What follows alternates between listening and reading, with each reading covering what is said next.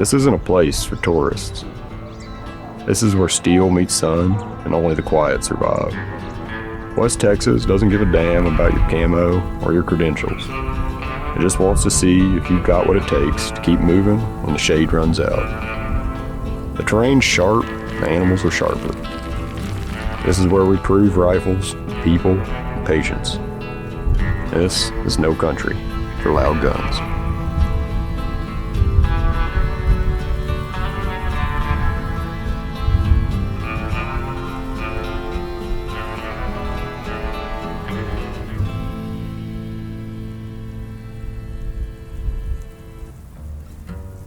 The hunt doesn't start on the stalk. It starts here, with the reps, the rhythm, and the quiet. Suppressors change everything. Recoil, communication in the field, follow-up shots. This may not be what the cowboys of the West used, but I bet they would if they had them. You can shoot more, talk more, and hunt longer, without blowing your ears or blowing your shot. No. Yeah, no. I forget. The engineers are watching closely. Accuracy, standard deviation in their ammo, point of impact shift, and everything they think they need for a successful hunt. They're not here to guess, they're here to prove. It should be pretty shitty right now. Like not focused? Yeah. It's pretty focused. Great. Donnie Vincent has hunted his whole life in a very traditional manner. You look at the type of archery he shoots, the type of hunts he goes on. He's a heck of a hunter. But he came out here to learn some new things and push his boundaries. So his time on the range spent with the engineers and the other people, teaching him how to take long distance shots and use technology that's available to him now, in combination with the most technologically advanced rifle on the market. Scooching a little. I love this configuration. Which one are you aiming at? Oh, that's exciting. How are we looking on the... Right, elevation was exactly the same, and now you basically hit 6 o'clock on the orange dot. All right, Donnie, 1,000. We're gonna hold over 6.3 mils. Wind is left to right. Actually, wind is dead right now. Should I just send one? Just gotta come down and right a little teeny bit, I'd say. At the moment. Because that was that scope it's set up to be 100. Oh, right in the freaking nose hole. Thank you, wind, for stopping. That's what I was aiming for, his nose hole. There's a lot of stuff behind the nose. A lot of guys don't know beautiful. that. A lot of stuff behind the nose. You just held line up, right? Yeah, in the middle? It only drifted about that far. Close my eyes and... Yeah. Just kidding. I'm just a brilliant night caller. Anyway. We got this figured out. All right, screw it. Let's go hunting. This is way something.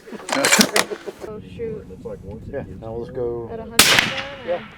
Just a different range. That gun's definitely tightened up. Yeah. So, Gong! You're looking In at a me. village far, far away. You're looking at me. Listen for the hit. So that hit about where the last one was. Okay. But the wind between me talking was doing. It went from this to straight up to that again before you pulled the trigger. You can just like see it happening out there. It's Sick though, hey? Just keep ranging next to me. That's cool. It's really a sick platform. Caught it perfectly. The desert is uniquely interesting. I'll never forget the first time I hunted Texas. Here, it's kind of similar and same, except for the mountains. The mountains are kind of integrated, and it's a challenging aspect. It's remarkable how much the dry climate affects you, and how much you kind of feel that throughout the day, and how the sun is kind of never ending. But it is, if you take a moment and actually look around, if you just look around, you casually swing your head from left to right, it looks like a brown landscape. You kind of convince yourself that it's desert. If you actually take some time and look at the plants, you look at how the flowers are growing, you look at the different bird species that are here, you listen to them, you look at the reptiles and the lizards, you look at the different insects, it's completely different. Unless you live here, it's completely different than what you're experiencing at home. And you can make it as easy or as difficult as you want to experience. And for me, I want to make it as difficult as possible, because the closer you become to something, the more interesting it becomes. So I wanted to walk all these hills, I want to climb all the mountains. So it's really uniquely beautiful. A couple of nights ago, I was hunting my first Aoudad ram. I've never seen an Aoudad sheep in my life. Again, back to even coming down to Texas for my first time, the Aoudad wasn't something that was really even in the forefront of my mind as an animal that I wanted to hunt.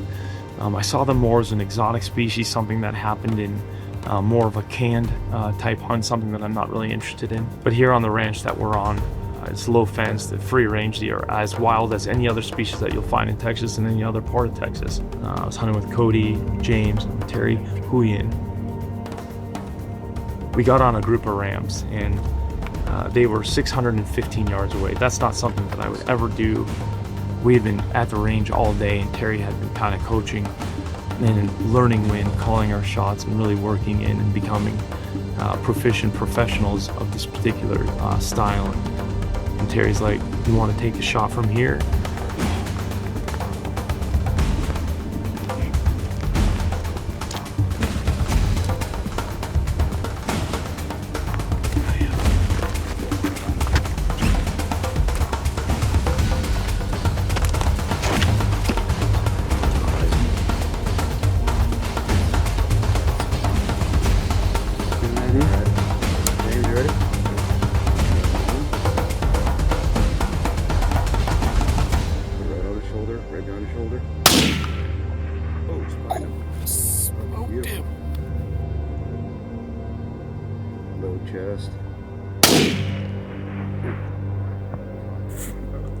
There's a lot of things I'm going to take away, but that first night, I wanted to get closer to the ram.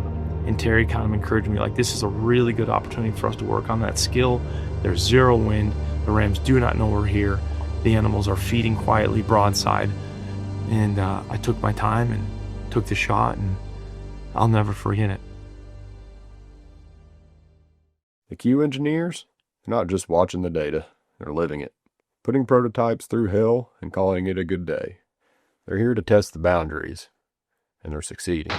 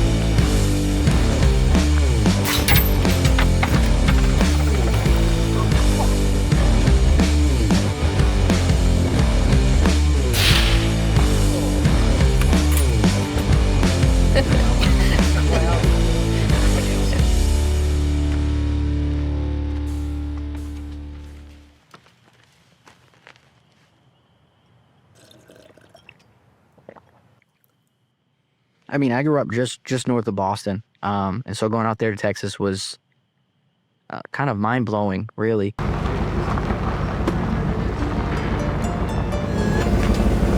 Vibes are up today, baby. Vibes are up.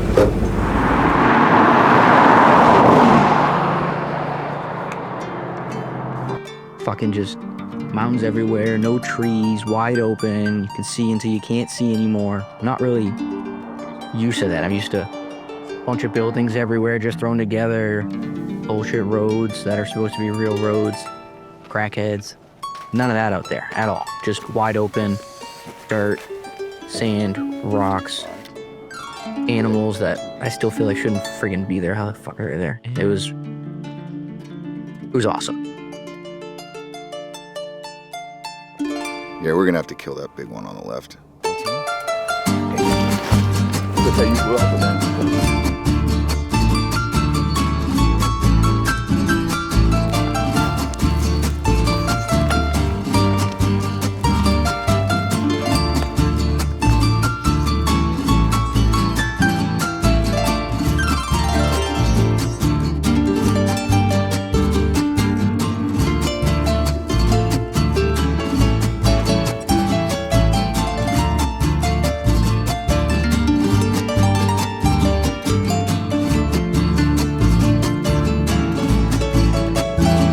we had him, stalked him, got right to him. Just like about 30 seconds too late. We're leaving over the hill, skyline. We're gonna go chase him on the other side. That's what happened.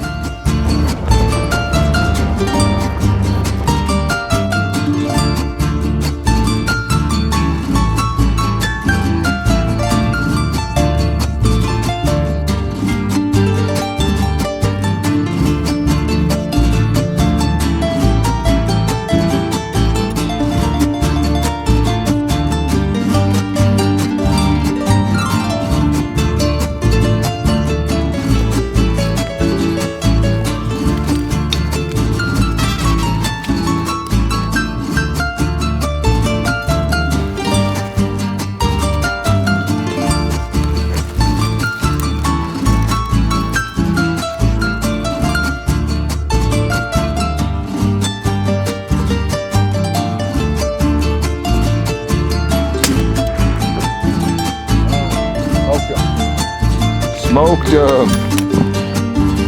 lawn chair down. Fucking later, nerd.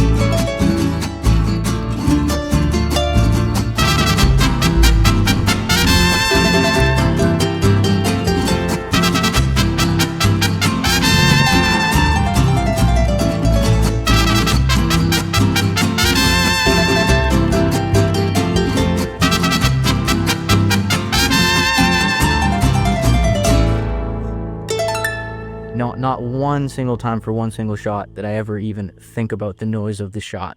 And for the ram that I shot, the group of Aoudad actually ran towards us. They didn't know where the shot came from.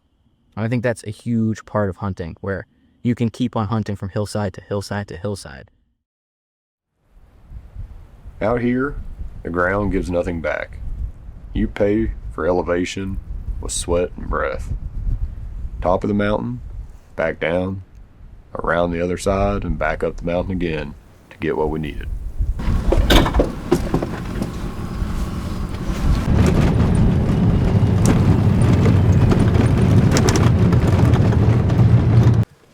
So this just up above us where we top out. Yeah, that looks really nice. To the right will be what we call the waterfall.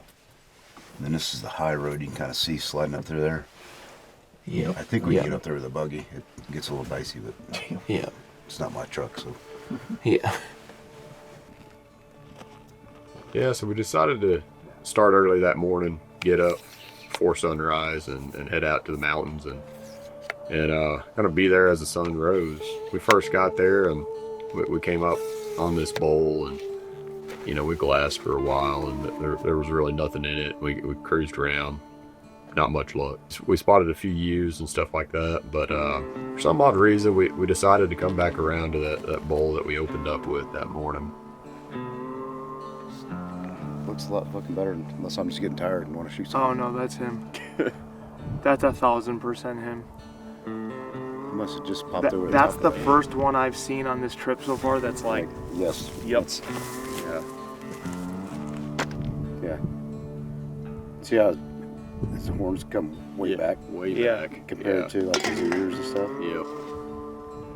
Yeah. He must have just popped up over the top of that. 720. Okay. 28 nozzle. Right? Yeah, we're not gonna be able to go straight at him. One, there's way too many fucking handles. We're gonna have to work our way to the right till we can get this hill between us and all those fucking sheep. Yeah. Try to get up on this peak here. Yeah. So if we get on that peak, he'll be within your super range. Yeah. A little different approach that, you know, I personally was taking on this trip, and it was stretching the legs and getting used to my 12.5-inch A6 Blackout. Most people that come out to this country, and what I hear, you know, they're telling you to bump up to Magnum calibers. They're shooting 7 PRC, 300 Win Mag. You know, I've done a lot of time on the range with this 12.5-inch and felt really good about it.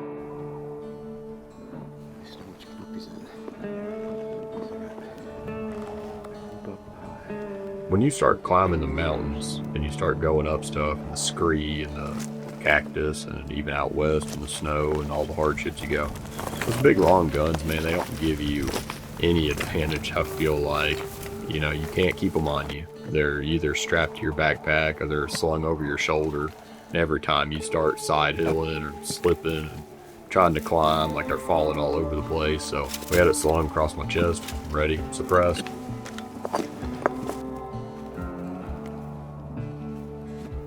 Once we got up to that and started hiking across, though, you realize it was pretty sketchy. It was pretty vertical. It was very loose shale and scree. So as you're walking across, like every foot placement was well thought through.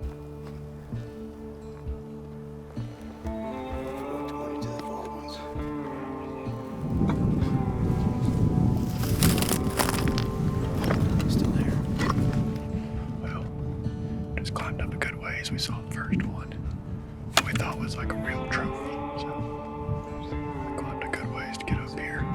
Luckily they're bedded down in some shade.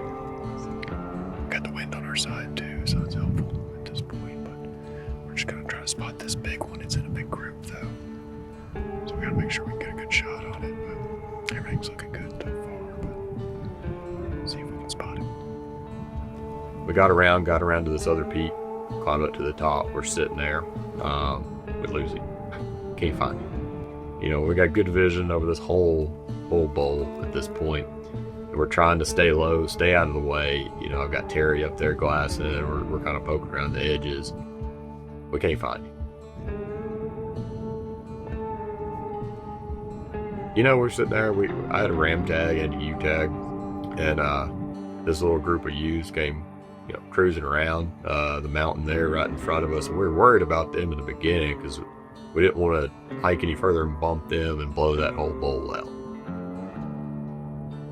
So we laid down pretty still there for a little bit, but this ewe came out and stopped, and they started feeding about like 130, 150 yards.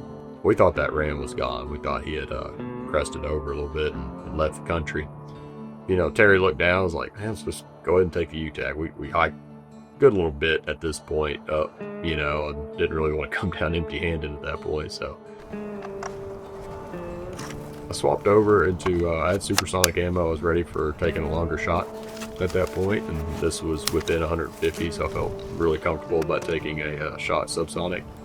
So the scope I was using was a Burris Eliminator 6. It has a rangefinder built into it, and you upload your ballistics into this thing, so sounds pretty fancy, I know.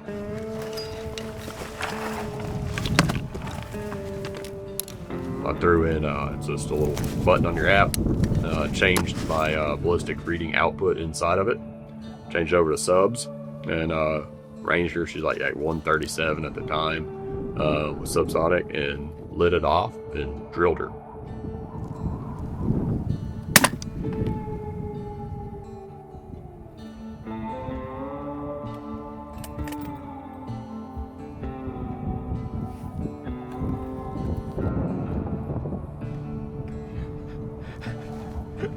She went down about 15 feet and died right there.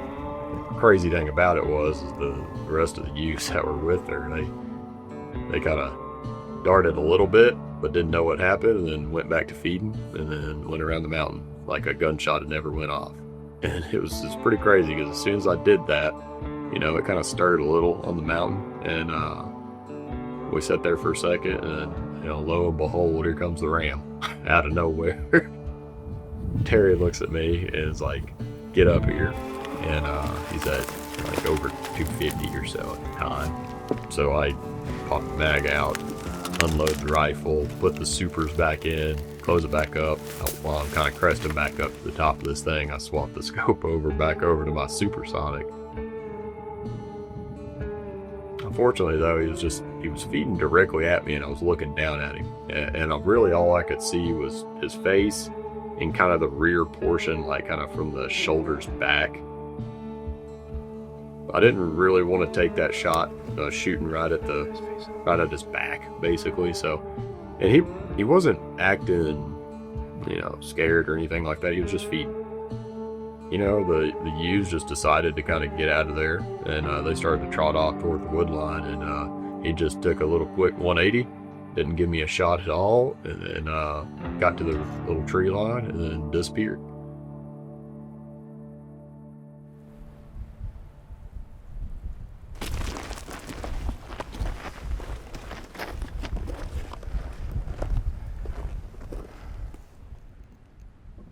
we kind of made the decision to not go back down and try to crest up that ridge, that we would just climb where we were at and then ridge line and work our way on the backside of this bowl just to stay hidden.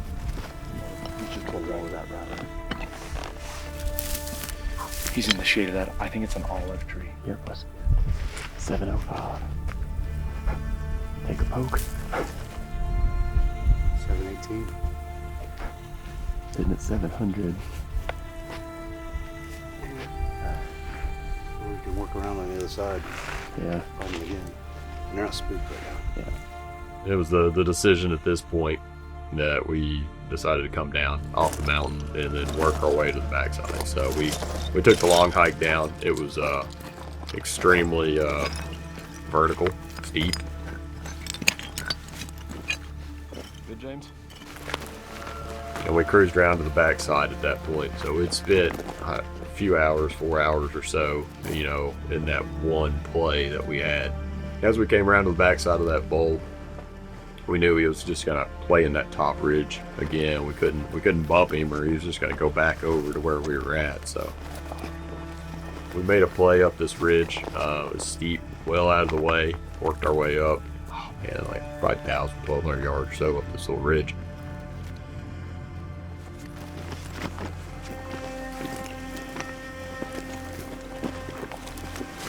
Found a little rock outcrop there and posted up there. Couldn't find him. We could see a lot of ewes and stuff moving around the mountain. Patient though, and he presented himself.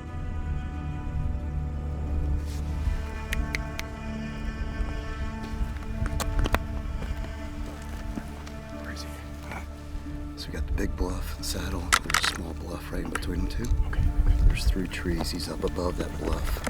Middle tree. Tree just to the right of the base.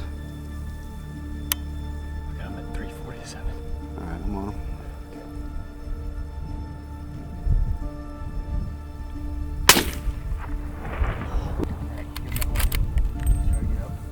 Luckily got a good shot on him. It drifted a little left on me, but was enough to basically put a kill shot on him. Put in another one there just to finish the job at that point, but he was done for.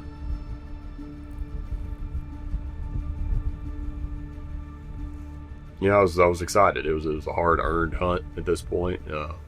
Sure as heck wasn't over though, I can tell you that. It was kind of where the fun began, as do most mountain hunts. What time we see him? Like 9 o'clock this morning? Yep. 7 hours of hunting. Oh man. That 86 just smoked him when I first shot him right in the back. He was dead. Oh my god. Got the nose down right now. What a hunt. You hit him on the neck, he went down. Yeah. I could just see the blood pouring out before he even took a step. Really? Yeah, he was done. Man. We were pretty tired that day. You know, it was hot and we knew we had to make another climb. Basically gain all that elevation back that we just gave up earlier in the day. You know, he was at the very top of this ridge, like I said, just a couple hundred yards down from the very top. So we gathered up our stuff and started working our way back up the mountain again. And this one was probably the sketchiest climb up we had probably all week. He had nice chaps. Hi, Terry.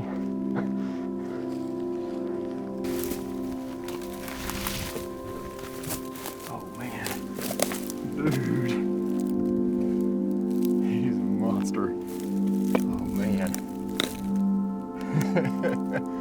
My God, that's awesome. Dude, he's a hammer. That's a good one. Yeah. Thank you, Terry. Yeah, that was fun. The fun's only halfway over. Yep, that's the truth.